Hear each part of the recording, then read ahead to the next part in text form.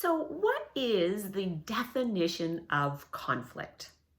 What is conflict? So often we have, the ideas that conflict is about fighting and, misunderstanding, a clash of interests.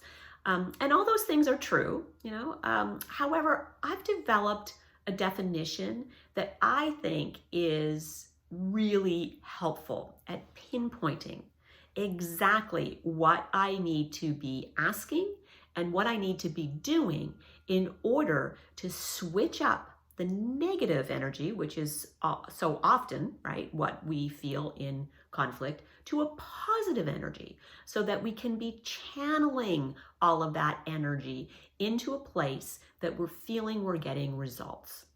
That are, that we're effective and that are feeling fulfilling.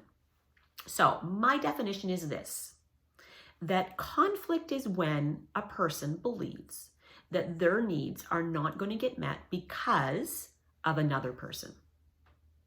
So there are three elements in that definition that give us all a lot to do.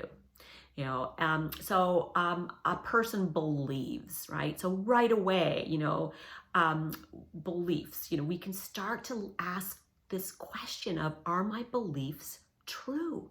We can test our beliefs out.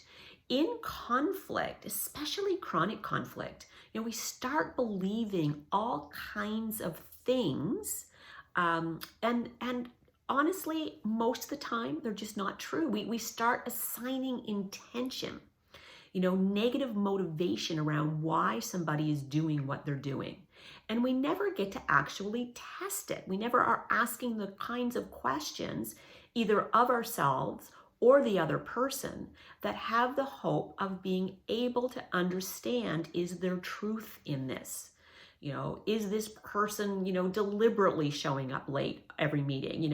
Is this person withholding information from me, on purpose, right? It's these kinds of things. It's these beliefs that will fuel the negative energy of conflict.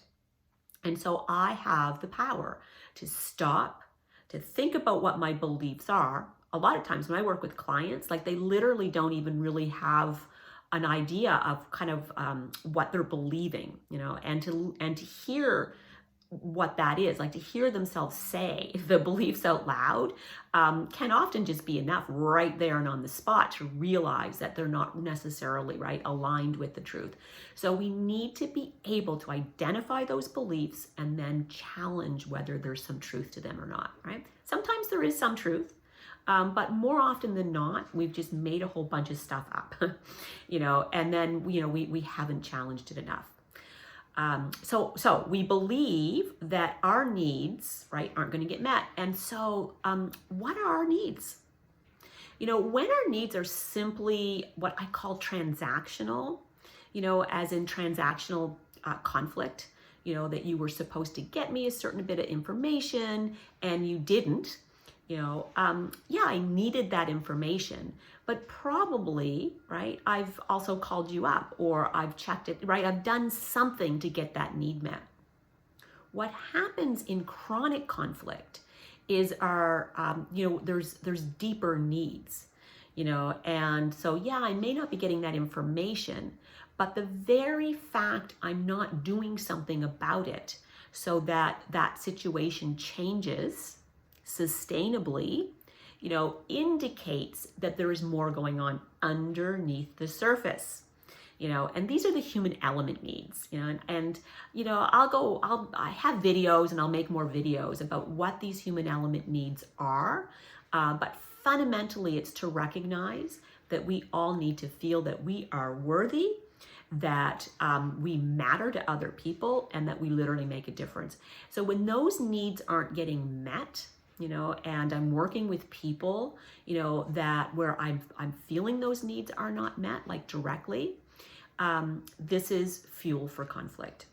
And so simply understanding that there's always a deeper nature, percolating underneath the surface is huge in able to turn the negative energy around into positive energy so we can move on.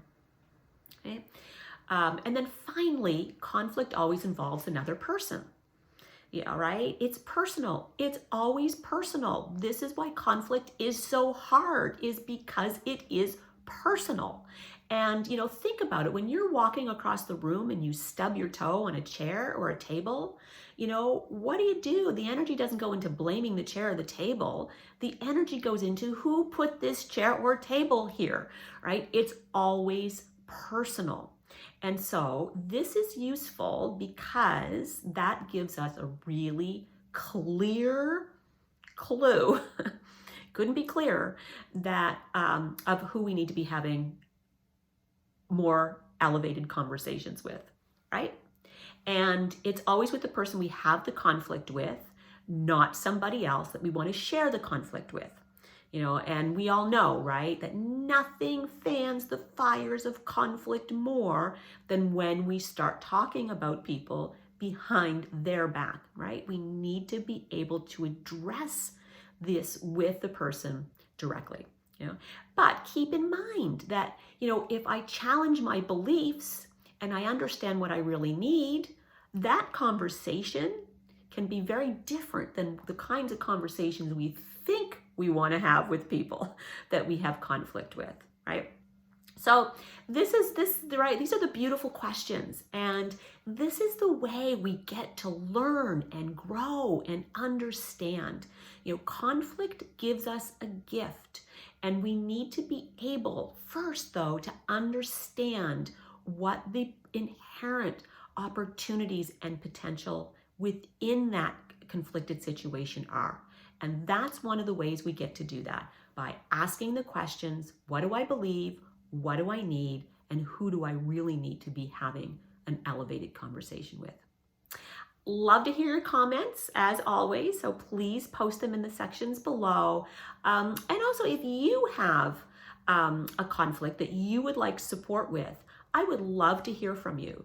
I have developed some amazing laser-focused coaching packages designed to do what I call the conflict tenacity work, and to literally help people to be able to understand what the nature of their conflict is and the things that they can be practically doing about it to create more positive and sustainable change. So would love to discuss all of that with you. Feel free to reach out to me. You can direct message me or just look me up on my email on my page. All right. I will be back with another video another day. And in the meantime, I hope you stay healthy and I hope you stay sane.